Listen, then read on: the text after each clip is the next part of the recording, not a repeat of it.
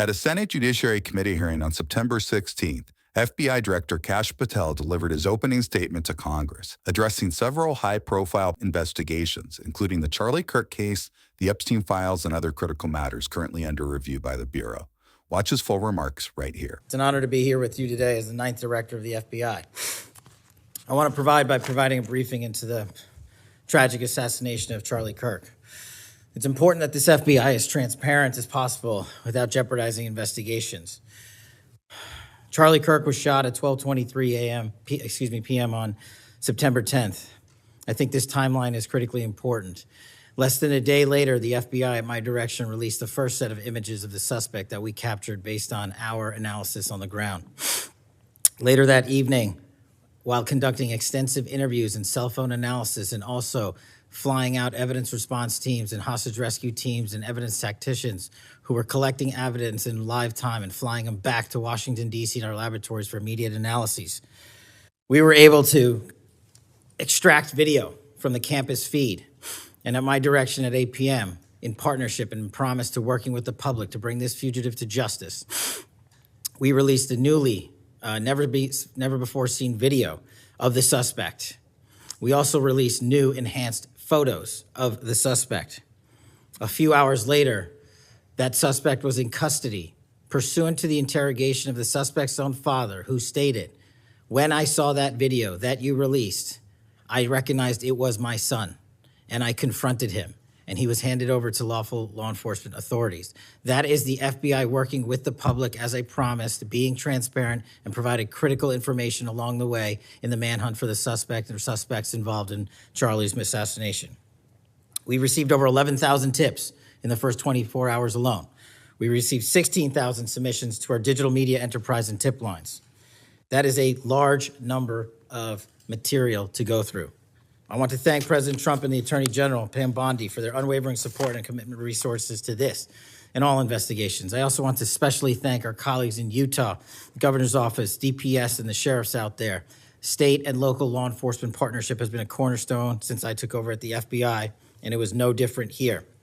And our teams in Salt Lake City, our SACs out there across the country, our lab technicians in Quantico who raced to complete the evidence analysis so the public could have the answers they need. These people worked through the night without sleep for days on end. They are to be commended. They are not to be attacked. And many, many, many more people I don't have time to thank here today. But I do want to thank the American people especially. The mission of the FBI is for them and with them and by, with, and through them. And is that mission and that ethos that I brought to this investigation and so many others, and that's why that suspect is in custody. We cannot do our job without the American public and credible reporting in the media, and that's why Tyler Robinson is in custody today, about to face charges. The last time I appeared before this committee was in January for my confirmation hearing. I told you then that if I were confirmed, I would provide and do everything I can to provide a safe and secure America. I promise to provide the courageous men and women of the FBI the tools and resources they need to crush violent crime and defend the homeland. I pledge myself to commit to full transparency, oversight, and accountability so we could restore the public's trust in the FBI. And that's exactly what I've done. Under this administration, the FBI has arrested more than 23,000 violent criminals. That's more than twice for the same time period from last year alone. 23,000, more than twice from the same time period last year. We've taken over 6,000 illegal firearms off the streets. That number is an exponential increase. We've identified and located more than 4,700 child victims. More than 4,700 child victims have been found by this FBI. That is a 35% increase from the same time period last year. 1,500 child predators have been arrested. That's a 5% increase from the same time last year. 300 human traffickers have been arrested. That's a 10% increase from the same time last year. Over 350 members of Tren de Aragua, foreign terrorist organization, have been arrested, and we have 42 ongoing cases. That is a 250% increase from the same time last year. Those are just some of the things the FBI is doing differently and better because we are leading the mission to crush violent crime and defend the homeland. We have also arrested captured four top 10 fugitives from the FBI's top 10 most wanted list. To put that in perspective, That's the same amount I've captured in 7 months that my predecessor did during the entirety of the Biden administration.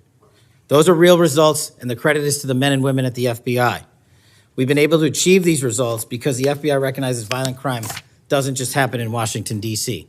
That's why one of my first decisions as a director was to get the people, the Bureau's professional staff, out to the field. And we've done that with great speed. And every single one of your districts and states has received a plus-up of FBI personnel, agents, and special operators to the tune of almost 1,000.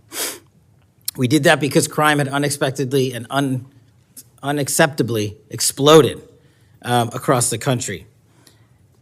In fact, one of the stats that the American people should thank the FBI the most for is we are on track to have the lowest murder rate in modern American history.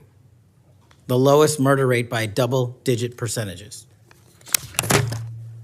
A major factor in the drop of this violent crime is the FBI's flagship Operation Summer Heat. We use this initiative at the direction of the President and the Attorney General, surging resources to our major and mid-major cities across America, conducting intelligence-based operations to target the worst of the worst, to target the gangs, to target the transnational organizations, to target the TCOs, and to target the drug trafficking cartels. And we have taken them out city by city. There's a lot of work left to be done, but we're off to a great start. Just ask the citizens of Seattle, Miami, Memphis, Charlotte, Chicago, and so many more places.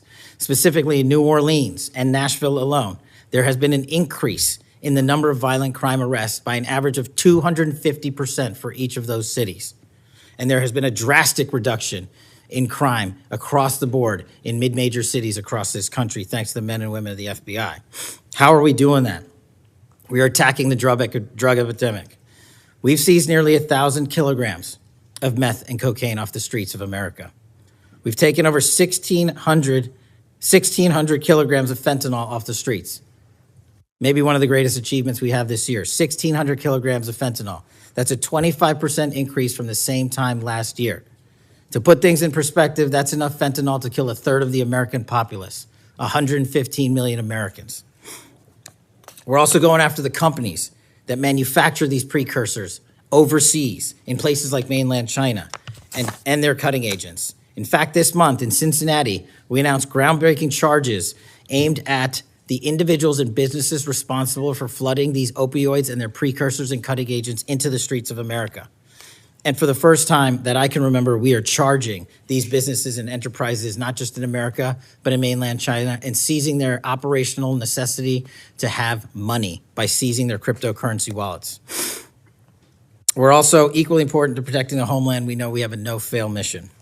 We're committed to keeping our nation safe from terrorism, cyber attacks, and foreign adversaries.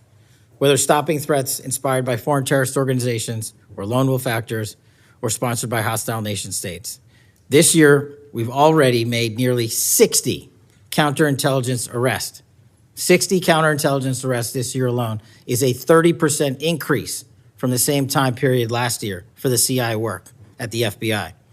I'm proud when we can share our successes, such as when an espionage charge was brought against an active duty U.S. Navy sailor caught spying for the People's Republic of China. But I want the American people to know the FBI is protecting the homeland from foreign adversaries in a way that will never make the news, and a lot of the good work that they do will never be able to discuss in this setting. We're working on cyber threats. We're attacking malware infrastructure, going after ransomware attackers, delivering a new partnership with the private public sector engagements we've taken with the companies who are attacked by these foreign adversaries and nation-state actors and individual enterprise rings from around the world.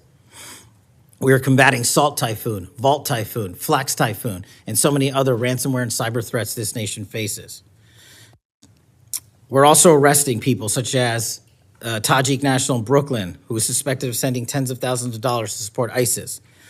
We're going after the new form of what I refer to as modern-day terrorism in America, 764 crimes that involve harming our children by going after them online, causing self-mutilation, suicide, sexual abuse, and steering them in the wrong direction.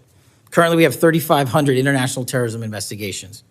Specifically, we have in this country 1,700 domestic terrorism investigations, a large chunk of which are nihilistic violent extremism, NVE.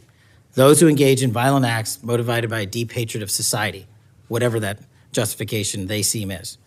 The FBI has seen a 300% increase in cases opened this year alone versus the same time last year.